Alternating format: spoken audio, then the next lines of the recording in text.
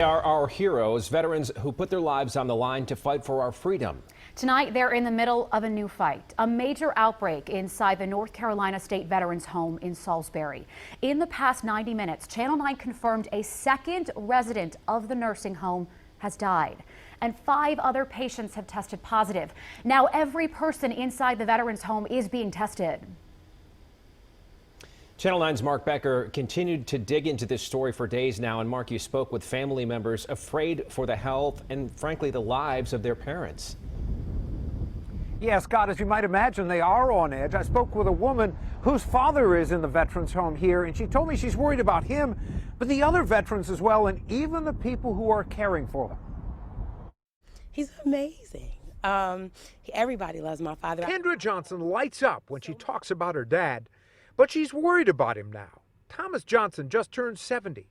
His kidneys are failing, and he's in the veterans home, where last weekend another resident who had died had tested positive for COVID-19. By his age, his being in that facility, the dialysis, his race now that we're understanding, and his other medical conditions, he's at higher risk.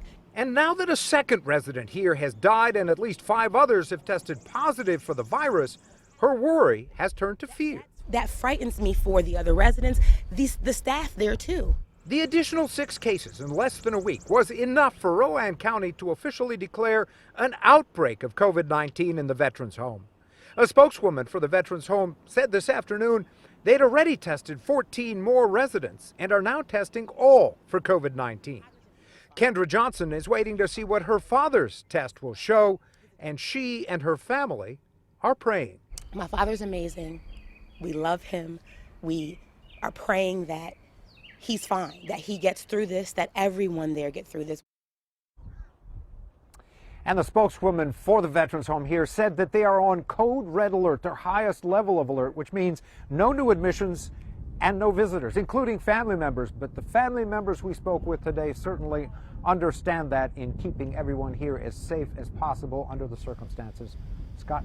And so many families dealing with difficult choices, not being able to see loved ones and worrying about their health. Thank you, Mark. And nursing homes, of course, are really now one of the biggest concerns in this pandemic. North Carolina is tracking 23 active outbreaks in nursing homes. There are 2 in Rowan County, also 2 in Mecklenburg County, and there's 1 each in Burke, Cabarrus, Cleveland, and in Union County.